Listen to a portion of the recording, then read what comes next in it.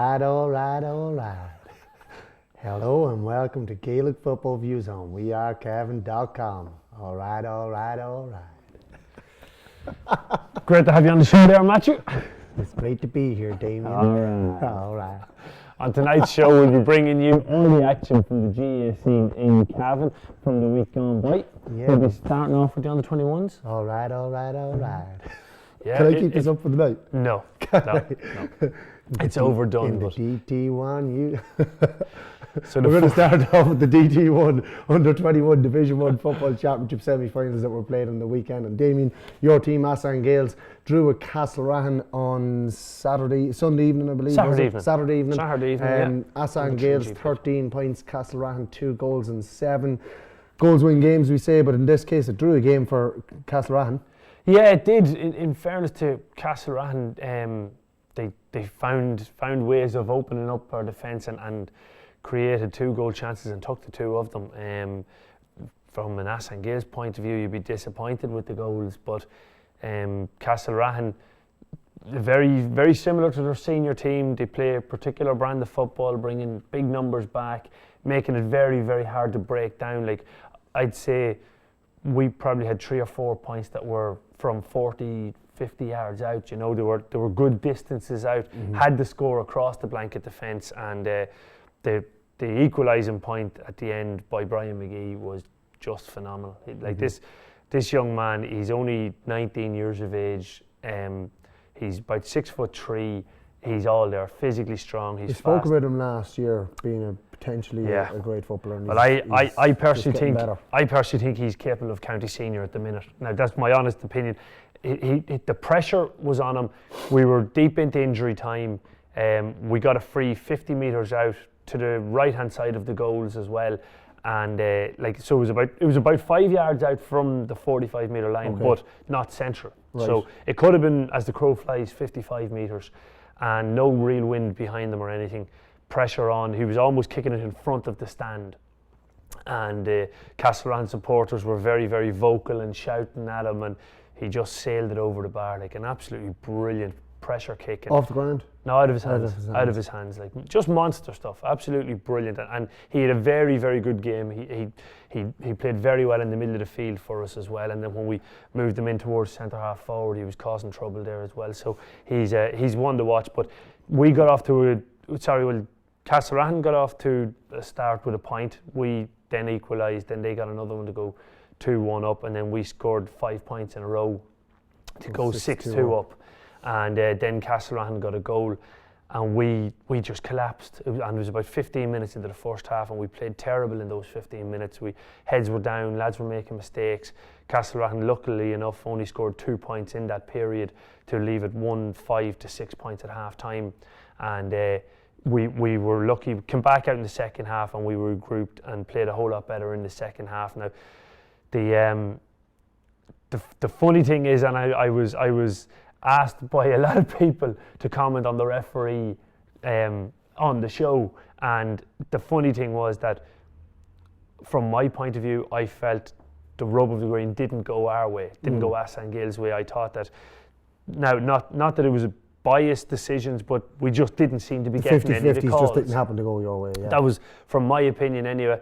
And then after the game, the Castlerahan team and supporters were livid. They seemed to think that the referee played with Assan Gales. Now they were particularly annoyed at the final free, but that was given that Brian sent over the bar. But I did speak to a couple of neutrals after the game, and their point of view was that Castlerahan didn't really have much to be complaining about with the referee over the hour. Now that's, again, the neutrals that I spoke to said that, but it was it wasn't, as I say, it wasn't a biased display by a referee. Just the rub of the green just didn't seem to be going our way, and that was just the way it was. There was times where the referee was just the wrong side of things, and it wasn't because he should have been the other side. You know the way when you're on the sideline, sometimes you can see things like Cormac Daly is an excellent footballer, brilliant footballer in the middle of the field, but he plays it right on the edge, and he just, a couple of times when he goes in tackling, he's very, very heavy with the closed fist coming in, and he probably, maybe he's very, very cute, maybe he knows exactly what he's doing, but he could have been, had the referee been on the other side of him a couple of times, he probably could have seen red cards. But like I suppose he's such a physical, strong he's a player, and he's so good at turning over possession. He's wholehearted. He's just, that's it all the time. He just, as you said, he plays right on the edge, but he, he's just wholehearted and he gives it everything he's got. That's exactly it. But I know, like there was some excellent. Fergal Riley again had a very good. It was a great battle watching him and Jerry Smith go at each other now. Two real good footballers, and they both played very, very well. So it'll be a replay now this coming weekend, and look, there'll be nothing. It'll be very close. Which we'll find out tonight, because the CCC will be meeting to fix those games for next weekend. There was a few draws, I believe, over the weekend in the under-21. Yeah, the under-21s all went to, 3 of them went to draws, but one that didn't go to a draw was Ramor United against O'Rahilly Gaels. Ramor United came away with a massive victory here, 4 goals and 13 points to 1 goal and 9. Phenomenal scoring by Ramor United, and anybody who was in watching these Division 1 semi-finals, there's no doubt Ramor United are favourites for this title, because they blew O'Rahilly Gaels out of the water. O'Rahilly Gaels are very strong when you look at the team that they have. Young Corrigan, Faulkner, Sean Burke, Rory Shorten, Ryan Carey, Niall Clark and Philip Clark, and so many good footballers across the entire team. And but they were just excellent. Ramor were brilliant. Again, filtering all the numbers back, 12, 13 men behind the ball.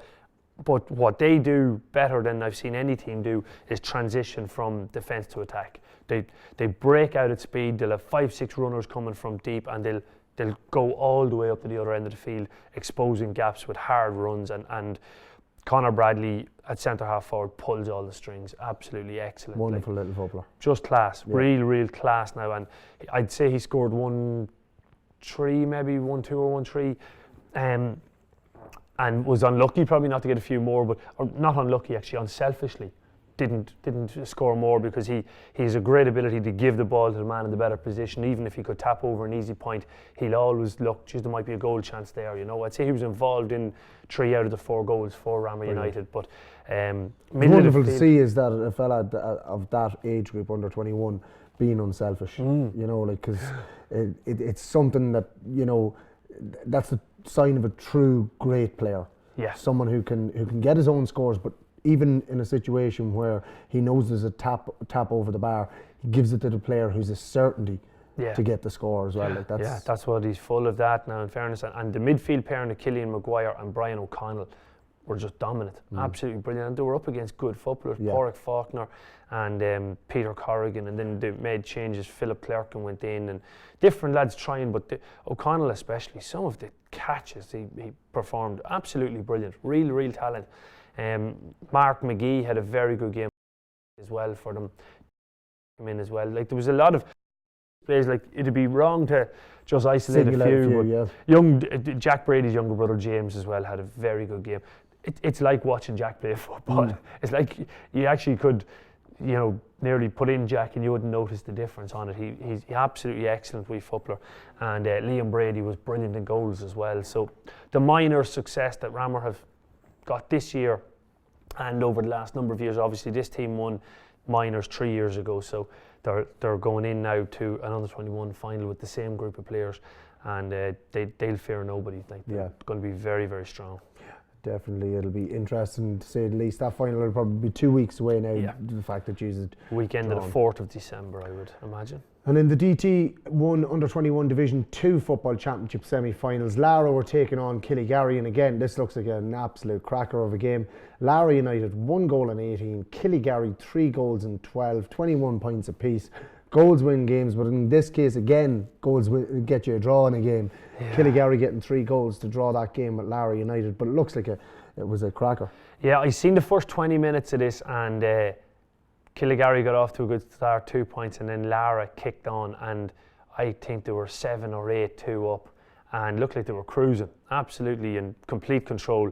And then I had to go off, obviously, because we were playing after it. But when I came back over to see the finish of it, the last few minutes, the lead went from one to the other, over and back. So it was absolutely brilliant. 2 great pacey, attacking teams that just went hell for leather at it. Wonderful footballers on display for Killigary, Dara Gannon, Connor Smith, Brian Shannon, Matthew McKenna, and I think from what I was told, probably the best player for them was Dara Kennedy, County Minor from this year, and I think he has another year to go at County Minor. Was absolutely outstanding. I don't think he featured up until this game, was it? Was he? Maybe so. Maybe so. I didn't see the first game. Dara Gannon hadn't featured anyway. Yeah, but like great displays, and then on the Lara side, a big blow to them early on. Young Cooney went off injured.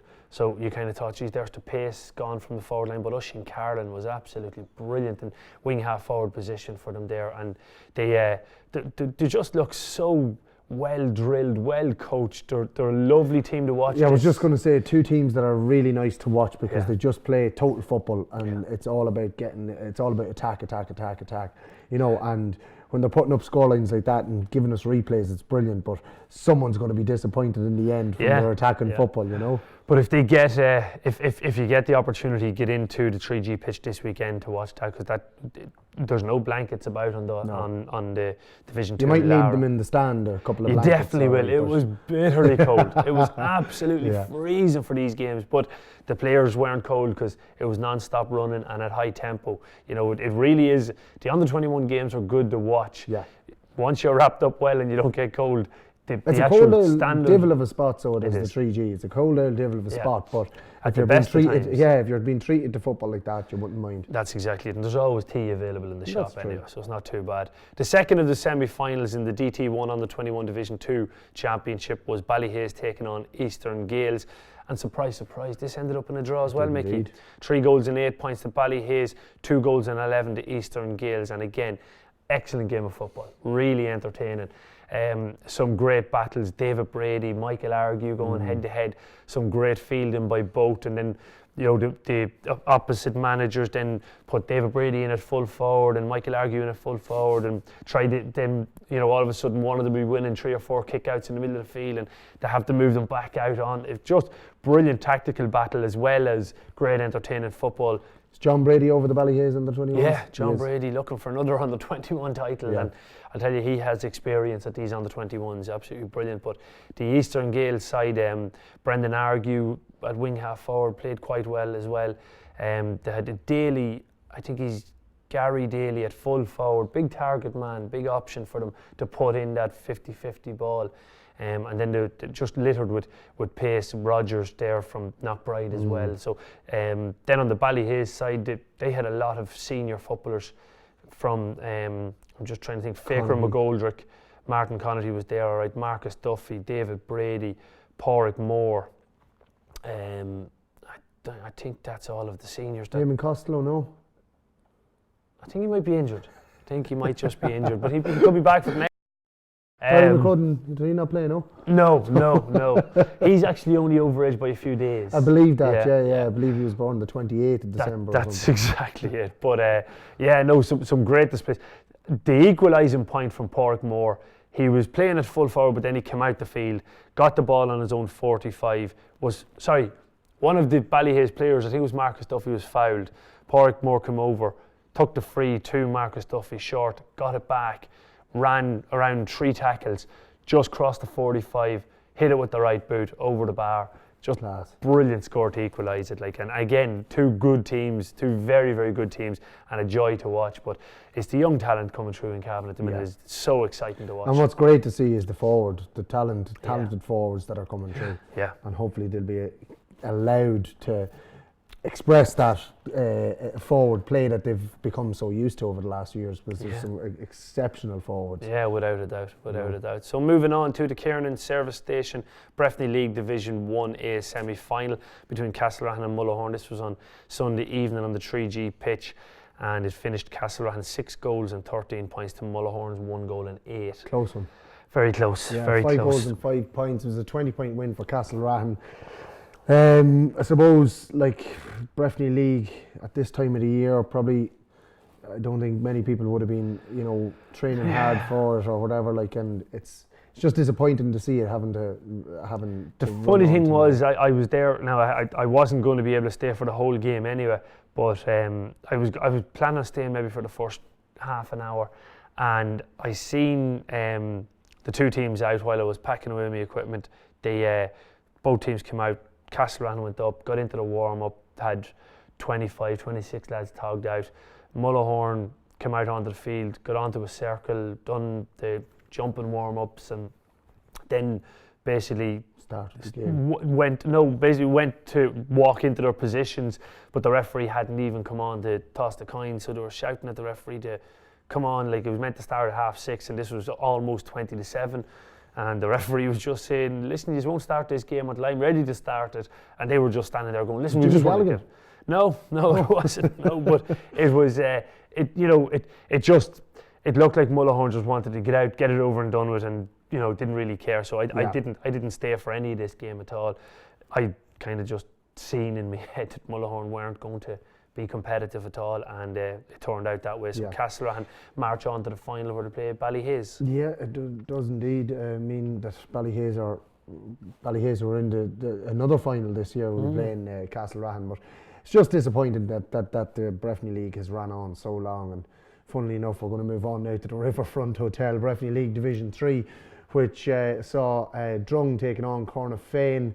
This game could have been a three-way game, it could have decided 3 results, but it was only for the Breffni League. It turned out it was Drung 3 goals and 13 points, Cornafane 14 points. Of course, these teams have to face each other again. Well, they met last week or the week before, and Drung came out on top on that one, and that was in three-way playoff for a promotion playoff in Division 3 of the league, and they had to meet again for this Breffni League. Apparently, Cornafane couldn't play this as the doubleheader because they're missing players this weekend gone by.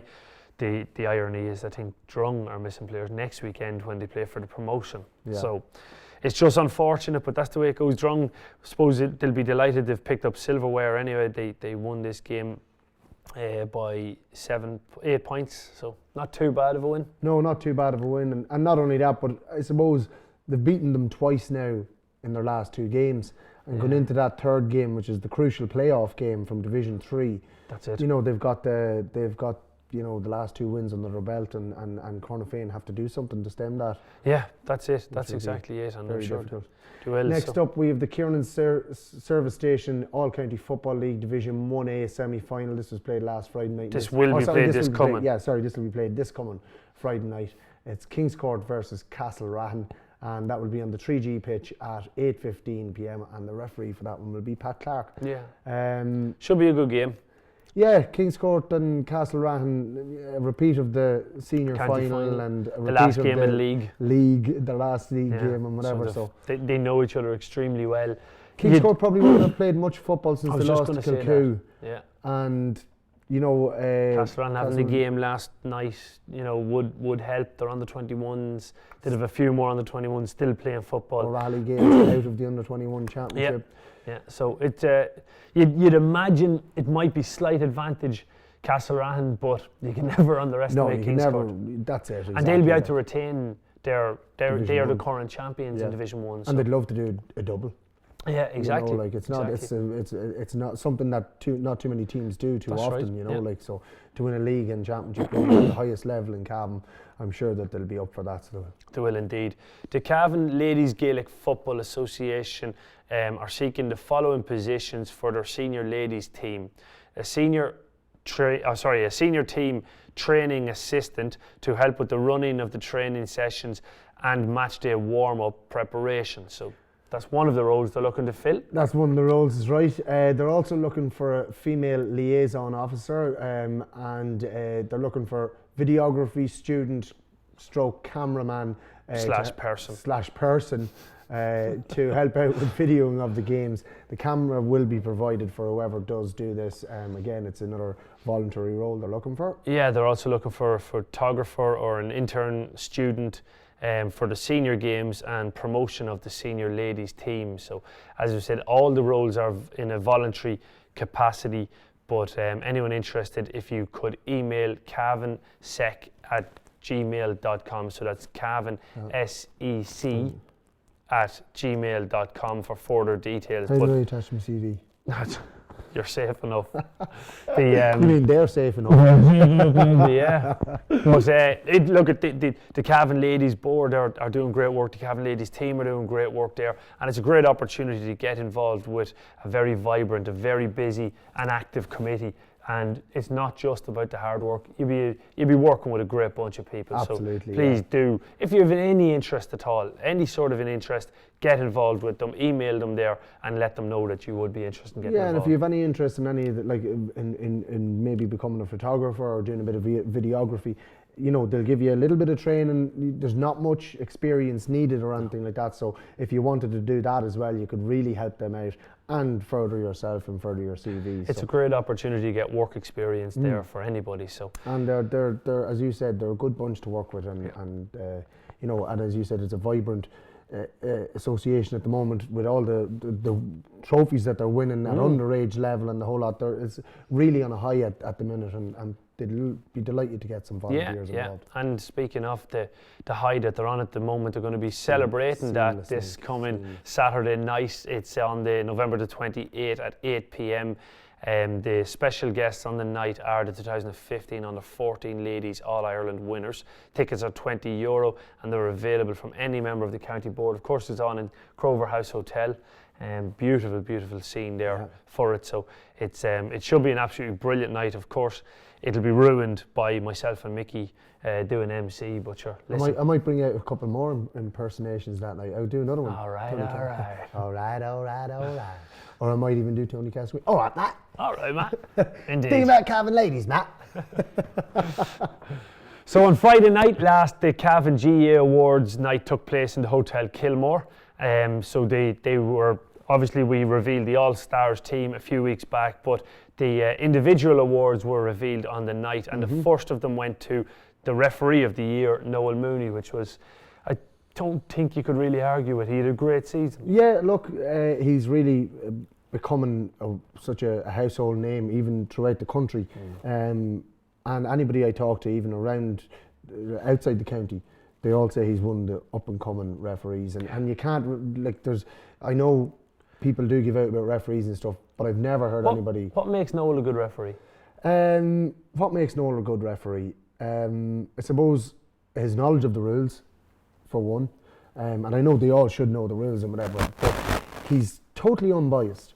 And I know that probably means that I'm saying that referees are biased when they go out in the pitch and whatever. Or Noel just referees every incident. Yeah, he doesn't seem to carry premeditated thoughts about it into a game. And even into a game, but even during a game, if something happens, we'll say you attack him or whatever, he'll have a word with you, and the next thing is if you do something, he's not gonna punish you for having a word with him. He's going to referee every incident on the pitch as a separate incident and a new incident, and he just uses that incident. Which is a difficult thing to do. It is very difficult. I've done refereeing myself, and it is so difficult to remain, impartial, not to be thinking about what's after happening.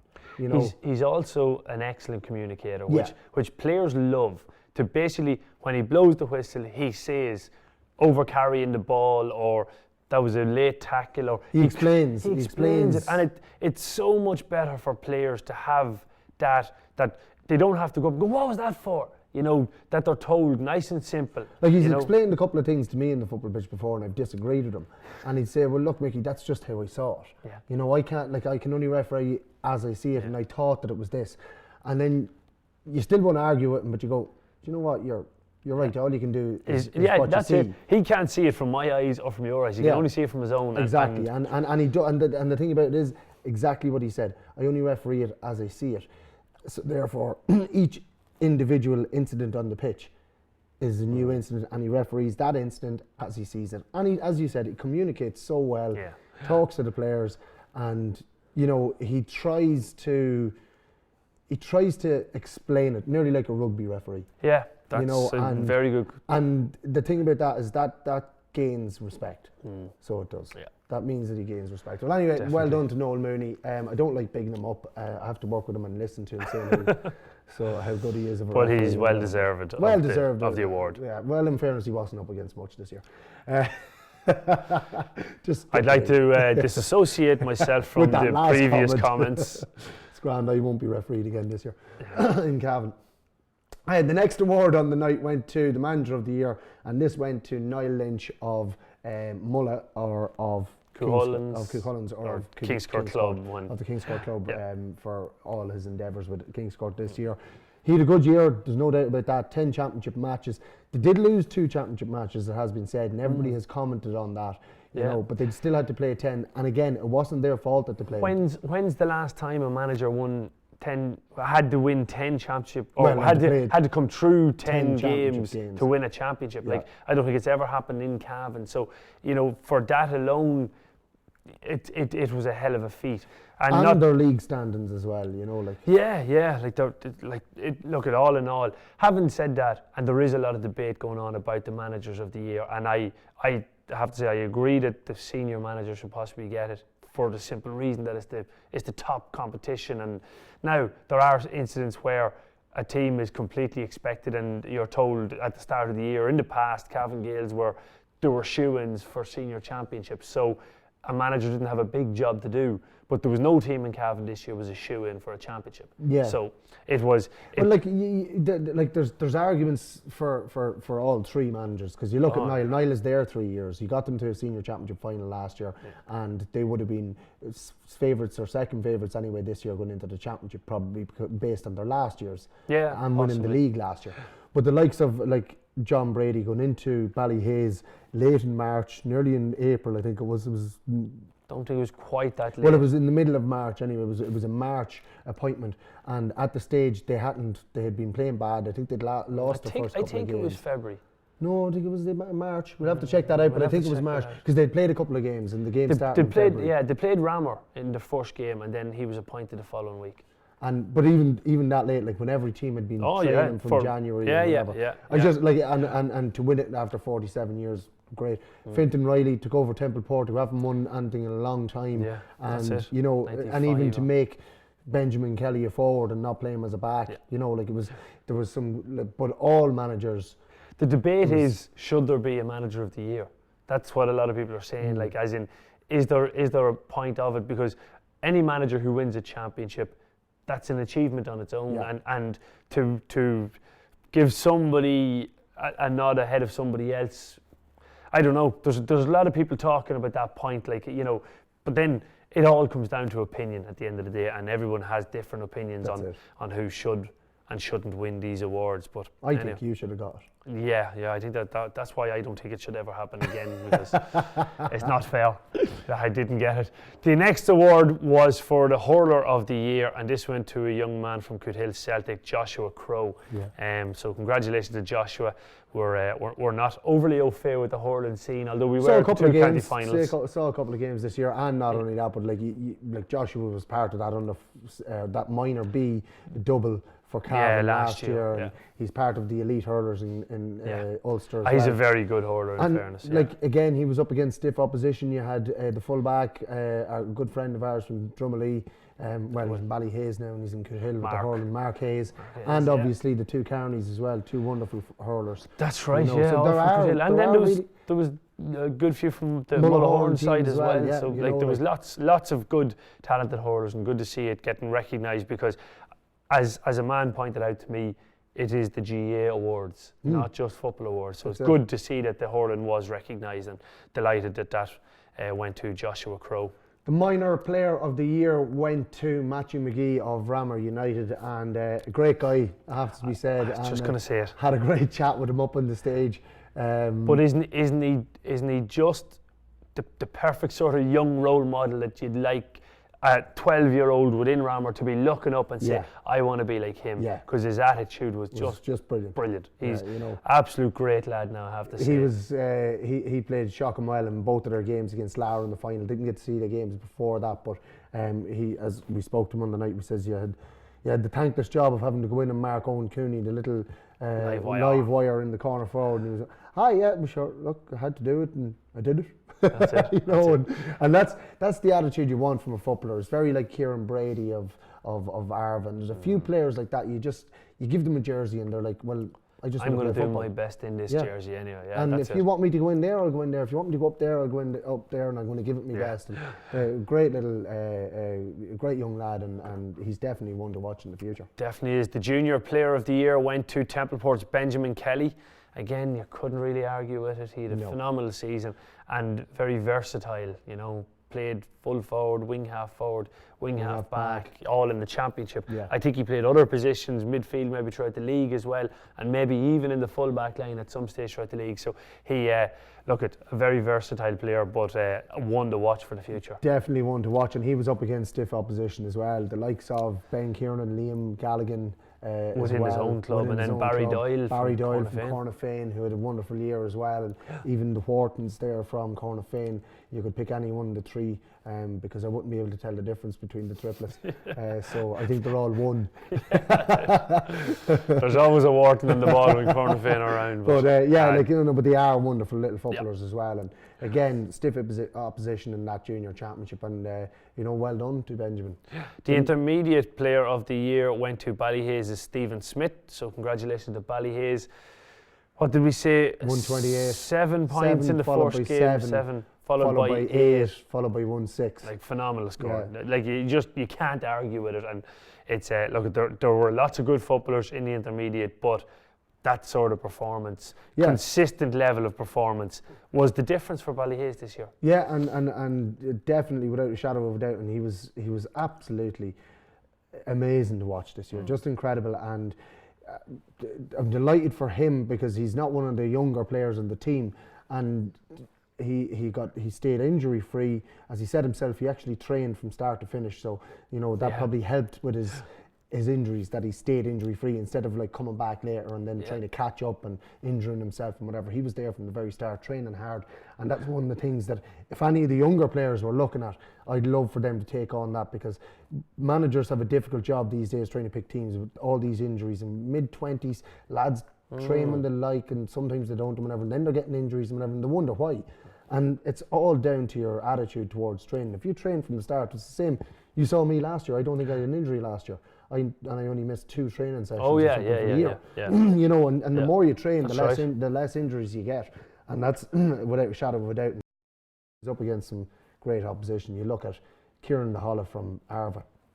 Johnny McCabe. Or, like, Kieran DeHolla was instrumental in Arva getting to the final, but I'm sure he knew himself, you know, had Stephen Smith not been playing in the intermediate championship this year, he probably would have been next in line for that award. But or Jonathan McCabe. A lot of people talking about Jonathan McCabe as an exceptional young talent in the county, and they're right. Like he has a lot of great attributes. He's physically strong. He can catch a ball over his head. He can take a point. He's quick. You know, there's a lot of good football in Jonathan McCabe there as well, and a lot more across the rest of the clubs too. Like you're talking about clubs that have, or intermediate championship that has the likes of Grode McKiernan and Killian Clark in it. You know, Ryan Connolly from Drumlane as well. You know, like there are great footballers in that intermediate championship. Yeah, there really is. You look at the Butler's Bridge team. Queven Riley there, Jonathan Leddy, and just class. It was a difficult competition to win, but Ballyhays came away with it and with the Player of the Year, so congratulations to them. The Senior Player of the Year went to Shane Gray of Kingscourt, and again, a man who had a great year with Kingscourt, Damien. Absolutely brilliant, and great to talk to him after receiving the award. You know, his point was, I couldn't get this reward if the team didn't perform all the time, and you know, this is more of a team award than it is an individual, and those sort of things, although people might say, oh well, it's just rhyming off, it's more than that, because you don't say that unless you're thinking it. Oh well, yeah, and some people say it and you know they don't mean it. Yeah. But Shane Gray, you knew, you believed everything that he was saying, because he's just that type of lad. Like, and it was great as well to see a cornerback getting a Player of the Year. Yeah, well, that's and do you know what? They are the unsung heroes in most games, you know, where they go out, they do a tireless job, they stop a marquee man from scoring, and he done it time and time again. That's what I was going to say, yeah. All too often we all love the aspect of the game, kicking the ball over the bar, but there's far more to Gaelic football than just that finished product. You know, there has to be the man who forces the turnover. The ball, So great to see a cornerback. I don't know when the last time a cornerback would have got it is. Well, I was going to say, I don't know when the last time a man kept Martin Dunn scoreless from play in a game. You know, that doesn't happen too often. Yeah. He scored 3 frees or 4 frees on the night against Kingscourt, but he didn't score a point from play. And for Shane Gray to do that to one of the best forwards in Cavan without a shadow of a doubt, you know, and he did that to numerous players this year. Yeah. Kept them scoreless, you know, from play. So it was well deserved. And as you said, when was the last time a cornerback got it? I'm just trying to think back. I wouldn't even know if a cornerback has got it. Maybe a before, fullback and whatever, but maybe. So congratulations to Shane. Absolutely. The Club Breffni County Player of the Year went to Red Hills man Rory Dunn. So congratulations to Rory. Again, he obviously had a tough end to the year. Hasn't played football since London after that ankle injury. So, and what was nice on the night was he took the opportunity to thank the Dolan family, and that's just part of what Rory Dunn is, in fairness to him, and you can't say enough good about him. Like the clips, Pádraig Dolan, actually we might try and get those clips and put them up on the website as well. Pádraig Dolan done up clips, and the clips he showed of Rory were just unbelievable. Do you know what? Some of his tackling. It was funny because when we heard the Club Breffni Player of the Year, we were going, yeah, and we were kind of like trying to think back and whatever. And as soon as we saw all the video clips, they just started coming back, and I was going, Jesus is right. Remember that the catch. turnovers Remember and the that catches, blocking, and the more times that he intercepted ball and caught ball and flicked it out of a fella's hand, and he was just absolutely a colossus this year. And as you said, listen to him, but that is Rory Dunn, and like again, that is something that, and I make no two bones about it. That's something that Terry and his management team over the years, since Rory was captain of the under-21s in 2010, has instilled into those players. You know, and it's just about a work ethic. It's about a job. It's about, you know, getting the job done for Cavan. It's he's just, and then so humble, and everything that he said about that family over in London. The Dolans, you know, it was just. Yeah, he's just one. It's a makeup of the man. Yeah, I suppose there's one award that wasn't handed out, but it needs addressing. Best dressed man on the night. Best dressed man on the night. I think it was a double. It went to Rory. It was part of his trophy. Yeah. I think you're right. I think you're right. I have to say I loved it. In fact, he looked like what do you call the Downton Abbey Lord, whatever. He looked like a lord, or like. He's after buying a huge Downton Abbey. It's a great show. What the hell is Downton Abbey? We'll not talk about it here, but it is a great show. Started talking about it. This is Gaelic football views. But anyway, he was dressed with lovely sort of tweed stuff. Yeah, all the time. All right, okay. Yeah. But an honourable mention has to go to Fintan Riley. Yeah. In fairness, very well dressed. Now, it was revealed that the wife picked it out for him. That was the problem, whereas Rory picked his own. I think so. And then, obviously, worst dressed in the night. Jimmy Galligan? No, Jimmy Galligan. Well, look, it was between him and one other person. Paddy Shannon? No, Santi looked well. No socks? No socks. No, now we're going to have to do, as bad as my socks were on this a few weeks ago, at least there actually was socks, but well, there's a Christmas appeal. No, we've come to the serious part of the show, where once a year, at this time of the year, when it comes to Christmas, we do like to help out a footballer who. Well, charity begins at home. Charity begins at home, and you know, we did pick out a county footballer who, it seems to us, has, you know, they say he's lost his shirt. In this case, he's lost his socks. He's fallen on hard times. Fallen on hard times. By the looks of it. You know, if you can text this number 53102. No, that's today. No, that's the 55522. 55522. One. You can help one county footballer by pledging just 1 cent. If we can get 200 people to pledge 1 cent, we can buy this man a pair of socks. Yeah. Cian Mackey arrived to the award ceremony. It was a very, very sad affair. Yeah. With no socks on. Yeah, it was. No socks on. It shows the blight of the county footballers nowadays, and people think that they're so well looked after, but I'd say the travel expenses check hadn't come through. Yeah, well, maybe it hadn't. There County just Board wasn't enough left of it. And you know. It's but look, if somebody would donate a pair of socks to Cian Mackey, and what we do is maybe if DT1s or some of them wanted to, we'd bring them on the show so to get a bit of publicity for Cian Mackey socks. Yeah, absolutely. So if any of the the clothes shops out there in Cavan Town, especially DT1 or any of them. Any of them, Philip Brady or Morris Brady's or any of them at all. Sponsor a pair of socks for Cian Mackey. Yeah, we'd greatly appreciate that. All right. So honourable mention for the suit of Joshua Crowe as well. Very dapper. Looked well, very dapper. But he did have socks.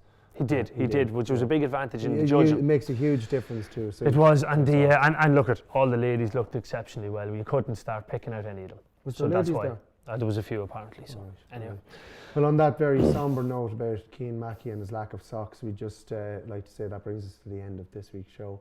Remember, if you want to get in contact with the show with your views or with a pair of socks, we'd be delighted to hear from you. You can email us at GaelicFootballViews@gmail.com. You can follow us on Twitter at GaelicFV, or you can send a pair of socks to Cavan TV here in the Cavan Crystal Hotel. Be sure. Remember, a pair of socks is not just for Christmas. It's for life with Cian. Yeah. Be sure to check out Louise O'Reilly's All About Sport this coming week on wearecavan.com. She'll be online at around Thursday afternoon. And our thanks to the backroom team tonight again, Brian and Daly. The two of them are in there. The two of them are in there. Working Father, hard as Son, always. and Holy Spirit. So until next week, it's good night and be charitable.